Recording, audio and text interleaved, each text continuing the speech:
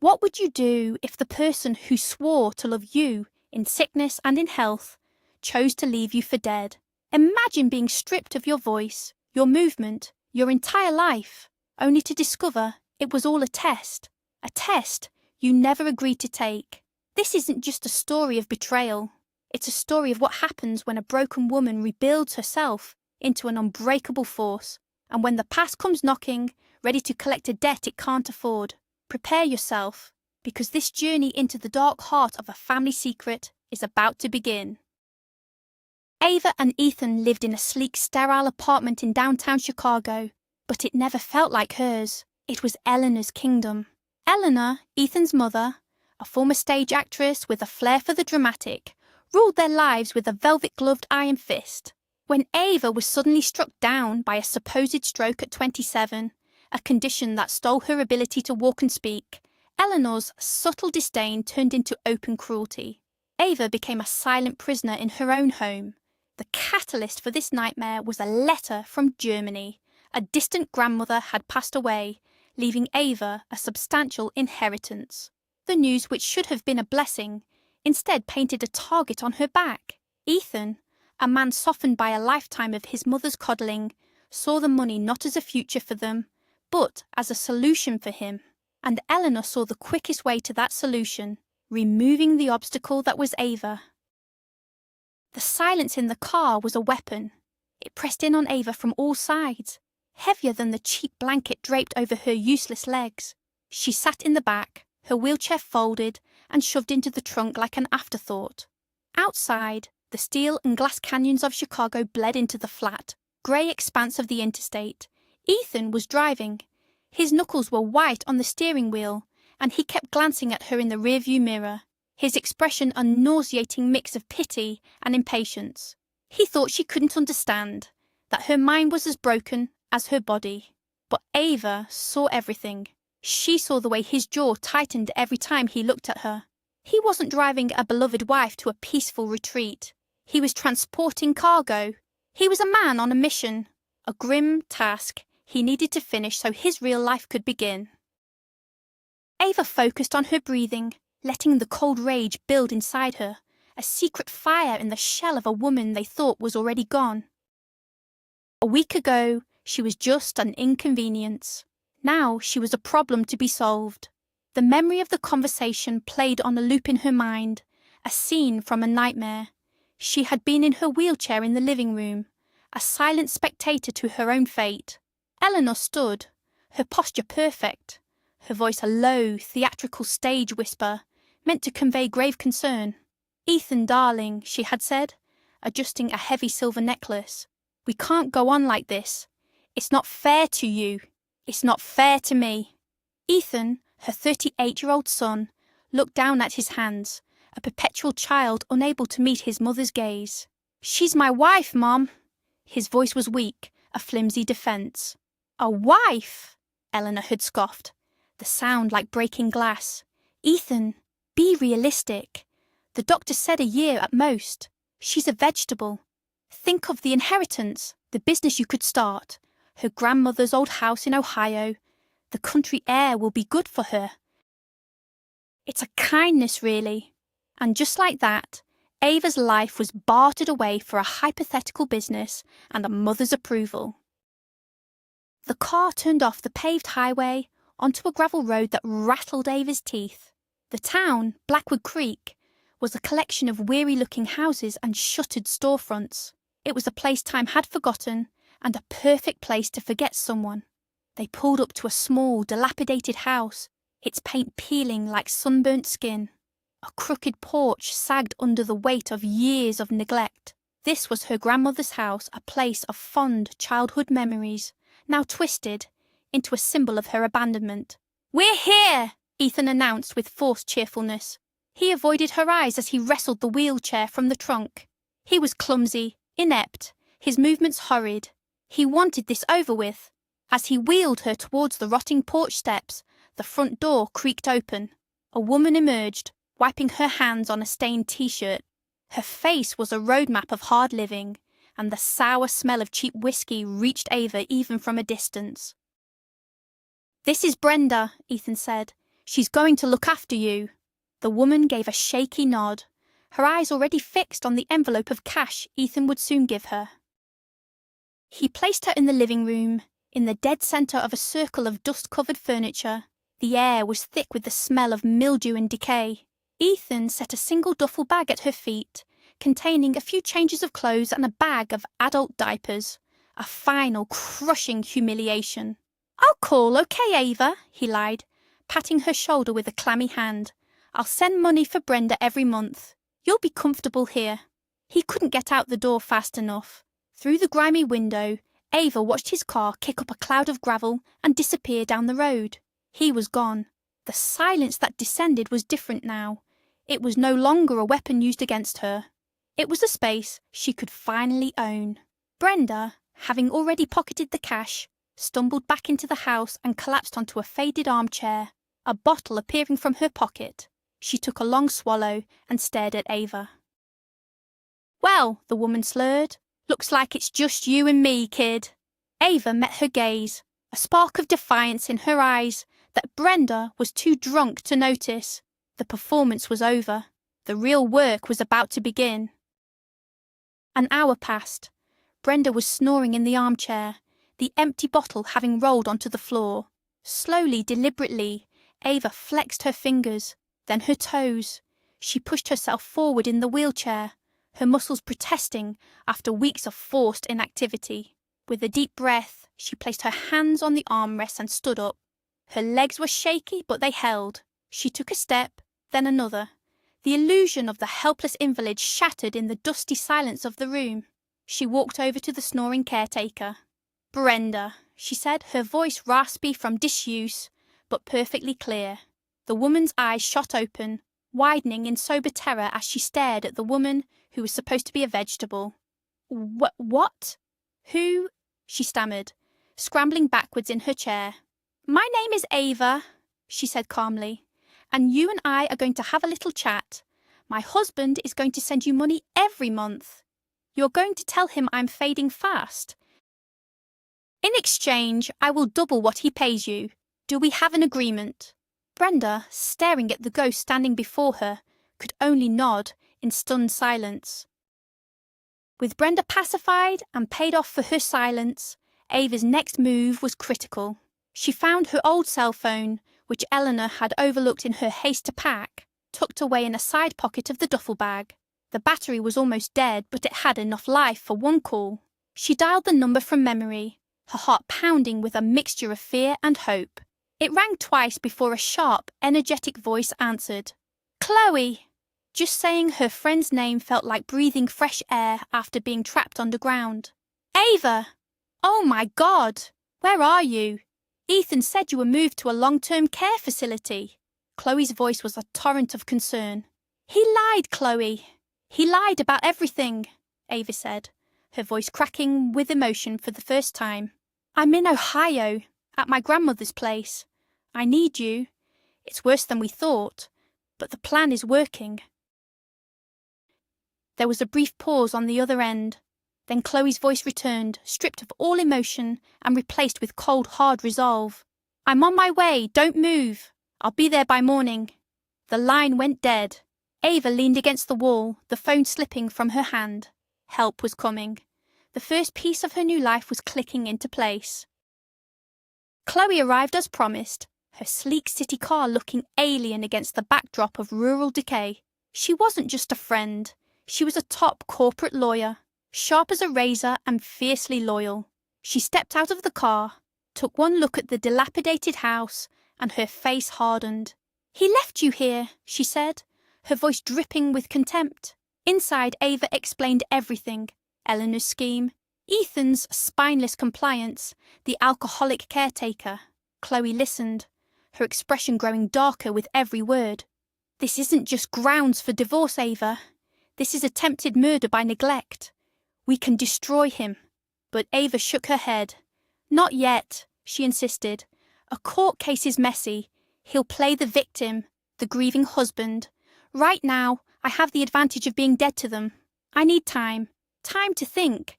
Time to use the inheritance to build something they can never touch." Chloe studied her friend's face, seeing the pain but also the steel beneath it. "Okay," she agreed. "We do it your way. First things first, we get you access to your money. Then, we make you a ghost." The first few weeks were a blur of activity disguised as stillness. Chloe worked her legal magic from a laptop set up on the dusty dining table, transferring funds, setting up shell corporations, and creating a digital fortress around Ava's inheritance. Ava, meanwhile, began the physical work of reclaiming her life and the house. She cleaned relentlessly, scrubbing away the grime and the feeling of abandonment. She aired out the rooms, letting sunlight and fresh air chase away the ghosts of the past. It was hard, grueling work. Her body ached, and at night, the solitude felt immense. But with each scrubbed floorboard and polished window, she felt a piece of herself returning. She wasn't the ambitious corporate assistant from Chicago anymore, nor was she the helpless victim in the wheelchair.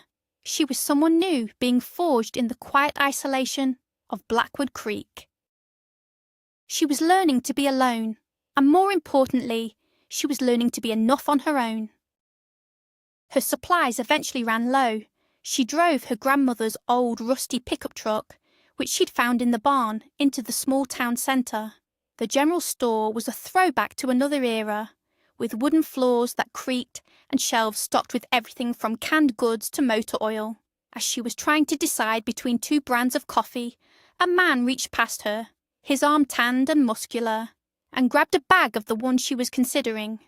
"This one's better," he said, his voice a low rumble. "The other one tastes like dirt." He was tall, with a rugged face and intense, serious eyes. He wore worn jeans and a flannel shirt, and he looked like he was carved from the same sturdy oak as the store's floorboards. He studied her for a moment. "You're new? In the old Burlow place?" It wasn't a question. "I'm Ava," she said, extending a hand. He wiped his on his jeans before shaking it. His grip was firm and warm. "Jack," he said simply. "Welcome to Blackwood Creek." His directness was jarring but refreshing after the syrupy lies she had grown used to. The next morning, Ava was woken by the sound of a power saw. She looked out her window to see Jack on her property, methodically cutting up a massive oak tree that had fallen near the house, a storm casualty from years ago. She pulled on her boots and went outside, folding her arms. "I didn't hire a lumberjack," she called out over the engine's roar. He shut off the saw, the sudden silence deafening. "It's a fire hazard," he stated, wiping sweat from his brow, "and you'll need the firewood come winter." He pointed towards her porch, where one of the main support beams was cracked and sagging dangerously. "And that's going to collapse if you look at it too hard."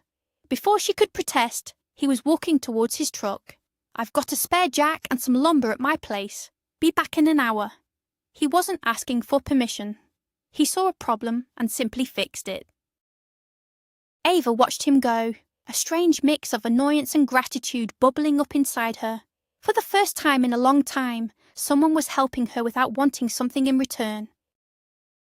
Jack became a quiet, steady presence. He'd show up, unannounced, to fix a leaky roof, till a patch of earth for a garden, or help her get the ancient plumbing in the house working again.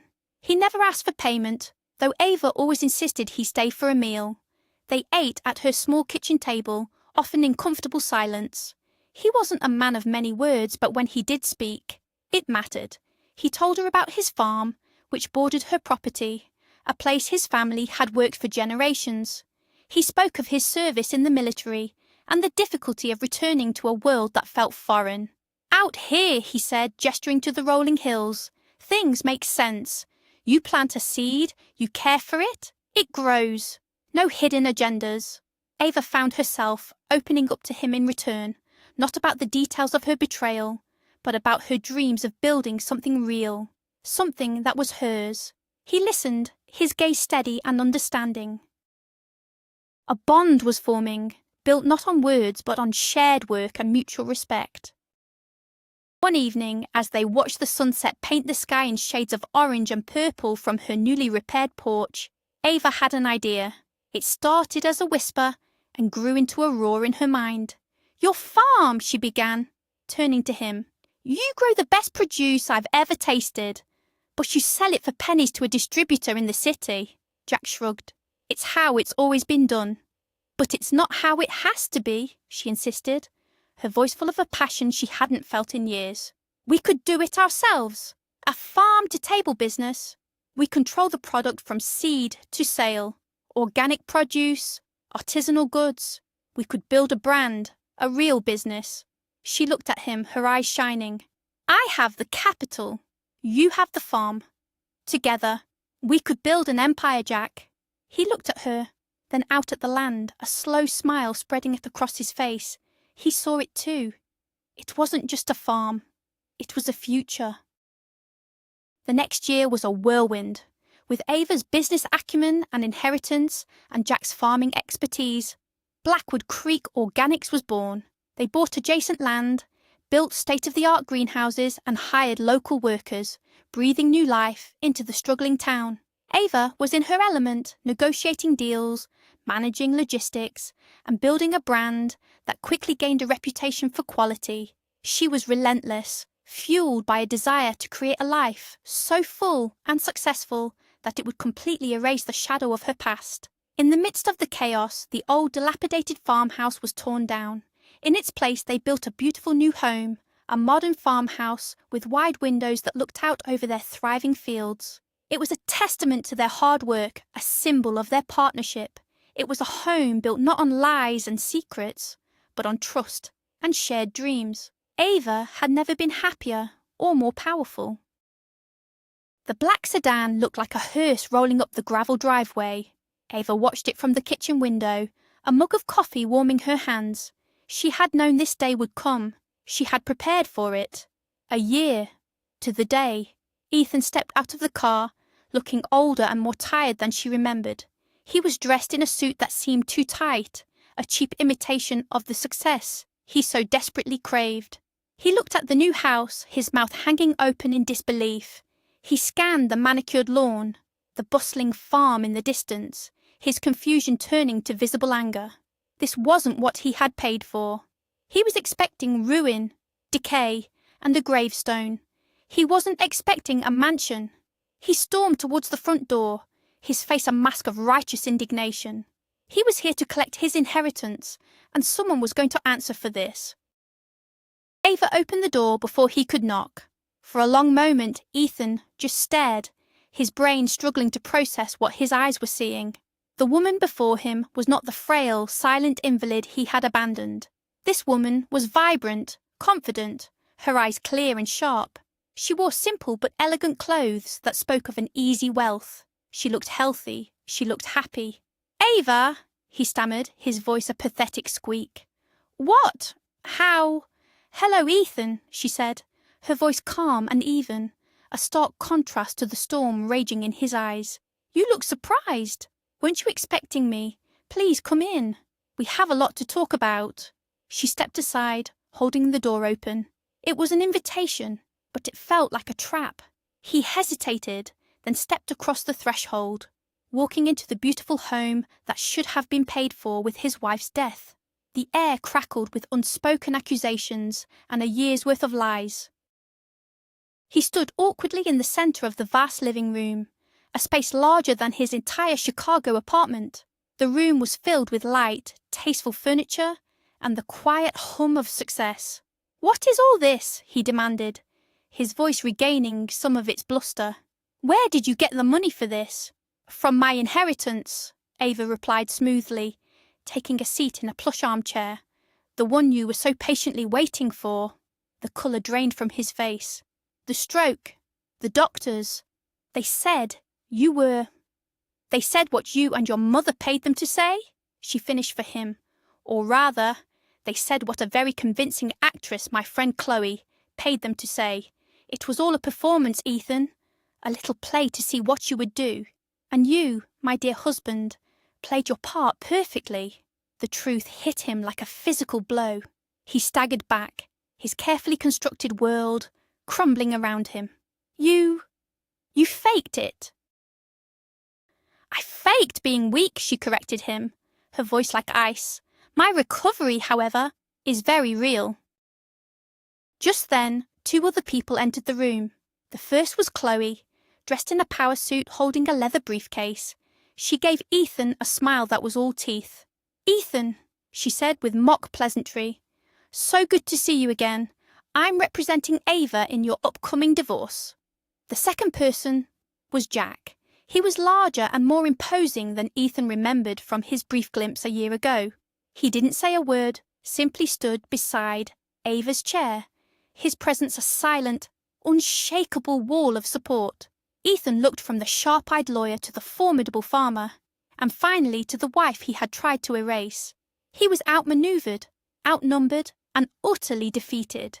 "Divorce," he sputtered, latching onto the one word he understood. "Fine. But this," he waved a hand around the luxurious room, "all this was acquired during our marriage.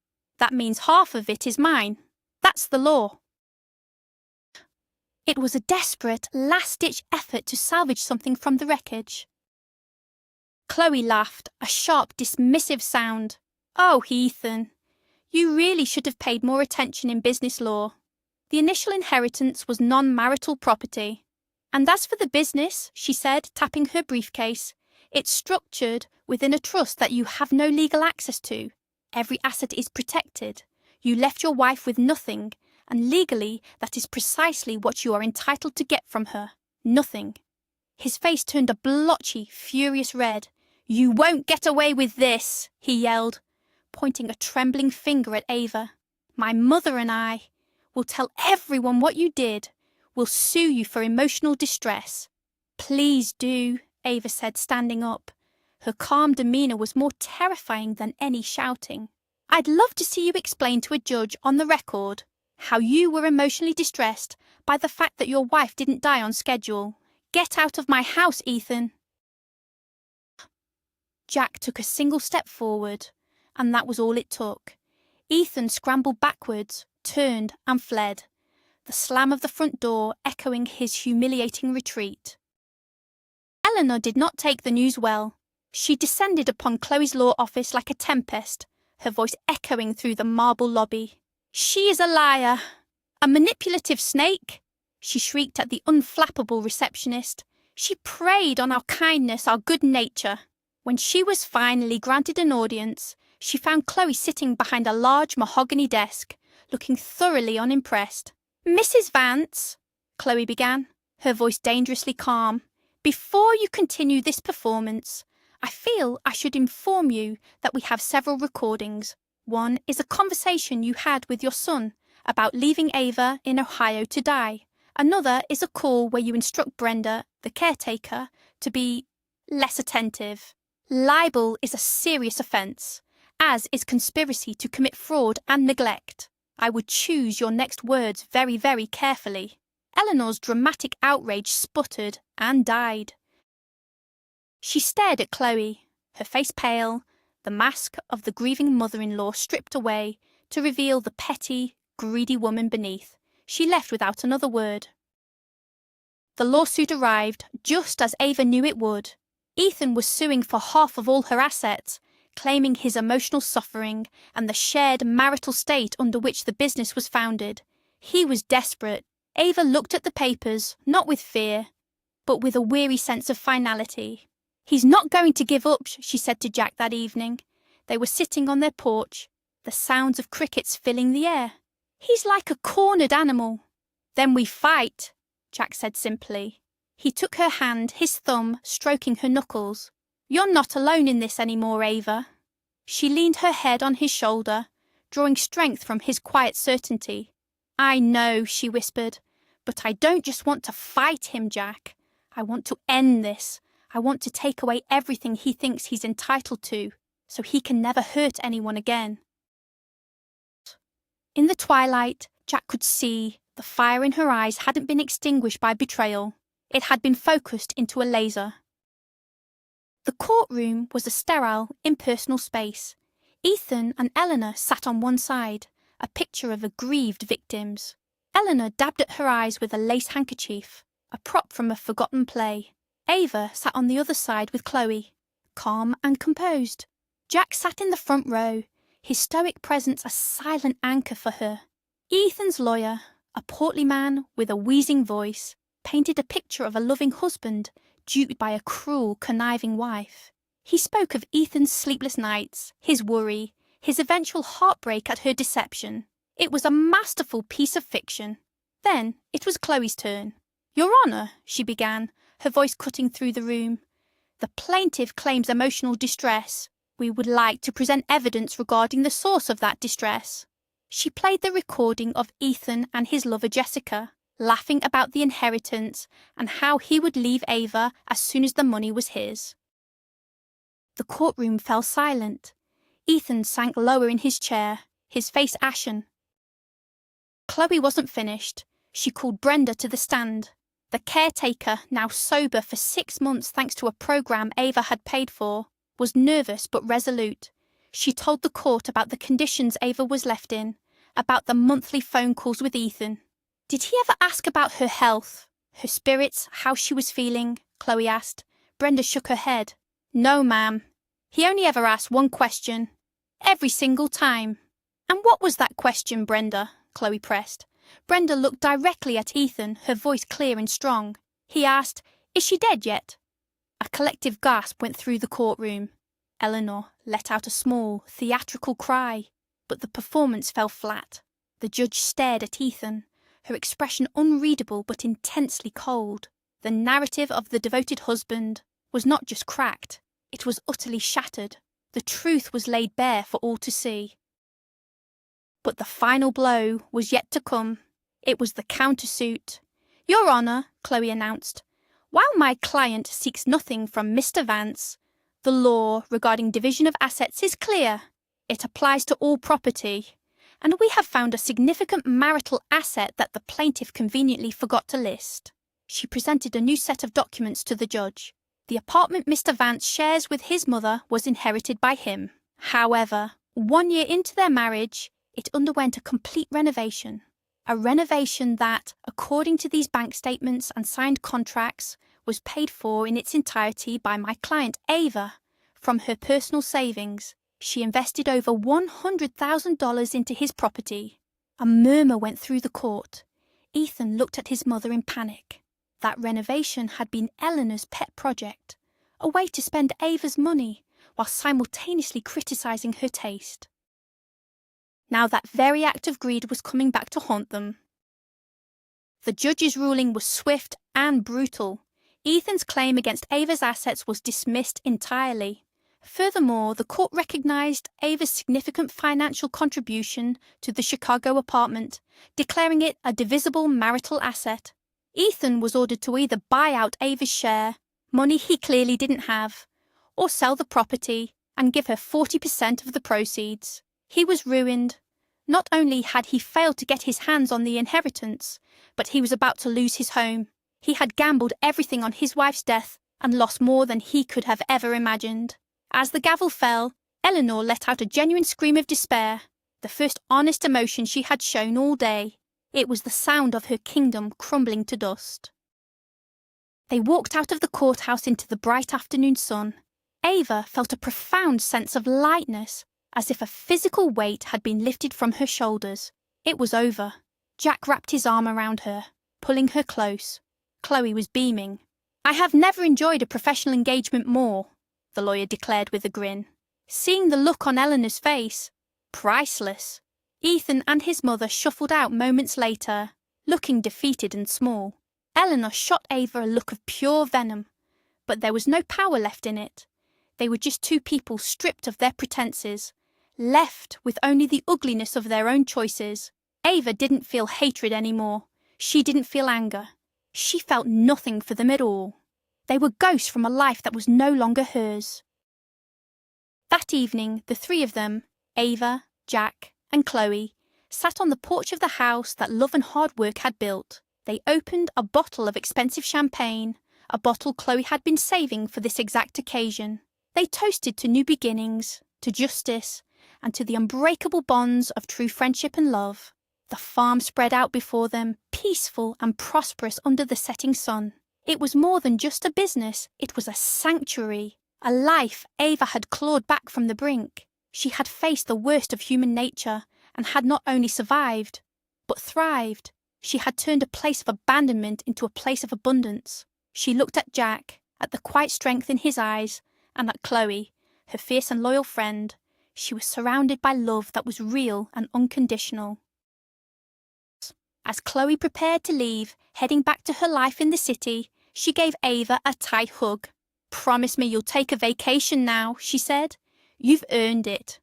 "I have a better idea," Ava replied, with a mysterious smile. She turned to Jack, who was watching her with a knowing look. "I was thinking of taking on a new long-term project, one that's going to require a lot of early mornings and a complete redesign of the spare bedroom." Chloe's eyes widened as she understood. "Are you?" Ava simply placed a hand on her stomach and nodded, her smile radiant. A new life was beginning in more ways than one. Chloe let out a whoop of joy, hugging her friend again, this time more gently. The victory in court was sweet, but this was everything. This was the future. A few months later, a "for sale" sign went up in front of the Chicago apartment. Eleanor had to move into a small, rented condo far from the theatre district she loved. Ethan, burdened by legal fees and his debt to Ava, took a second job, the dream of his own business now a bitter joke. They had lost their home, their status, and their pride. Their world had shrunk to the size of their own bitterness. Meanwhile, in Blackwood Creek, life was expanding. The farm was flourishing, becoming the heart of the local community. Ava and Jack were not just business partners, but true partners in life, their bond strengthening with each passing day. The past was finally a closed chapter, a story she could tell without pain, a lesson in the incredible power of resilience and the quiet triumph of a life well lived. Ava often walked through the fields at dawn, the Ohio mist clinging to the green shoots. She would stand there, feeling the solid earth beneath her feet, and marvel at the journey. She had been taken to this place to be forgotten, to wither away in silence. Instead, she had put down roots. She had found her voice not in the boardrooms of Chicago, but in the quiet rustle of corn leaves. She had discovered a strength she never knew she possessed, a capacity to not only rebuild her own life, but to enrich the lives of those around her. It was a strange and beautiful irony. Her husband and mother-in-law had tried to bury her, but they didn't realize they had planted a seed, and in the fertile ground of her own determination, she had grown into something more magnificent than they could ever have imagined. In the end, it was never about the money. The inheritance had been a tool, a means to an end. The real fortune was the one she had built herself. It was in the laughter she shared with Jack over dinner, the pride she felt looking at their thriving farm, the fierce loyalty of a friend like Chloe, and the gentle kick of the new life growing inside her. Ethan had been chasing a treasure he could count, but Ava had found a wealth that was immeasurable. She had lost a husband, but found a partner. She had lost a house, but built a home. She had been sentenced to a lonely end, but was instead blessed with a beautiful beginning. Her story was a testament to the fact that sometimes the most devastating betrayals can lead to the most profound and unexpected redemptions. The final gavel in the courtroom wasn't an ending. It was a declaration. Ava didn't just win a case, she reclaimed her narrative. The ultimate twist wasn't that she had faked her illness, but that in pretending to be weak, she discovered the true depth of her strength. Ethan and Eleanor, who saw people only as assets or liabilities, were left bankrupt in every sense of the word. They were ghosts in their own lives, haunted by the success of the woman they cast away. Ava, with Jack by her side and their child on the way, proved that a true inheritance isn't something you are given, but something you build. It's the love you cultivate, the community you nurture, and the courage to plant a new life in the ashes of the old one. Thank you so much for joining me on this incredible journey of resilience and revenge. If you were moved by Ava's story, please show your support by hitting that like button, subscribing for more tales, and sharing your thoughts in the comments below. My question to you is this: do you believe revenge is a dish best served cold, or is the greatest revenge simply living well?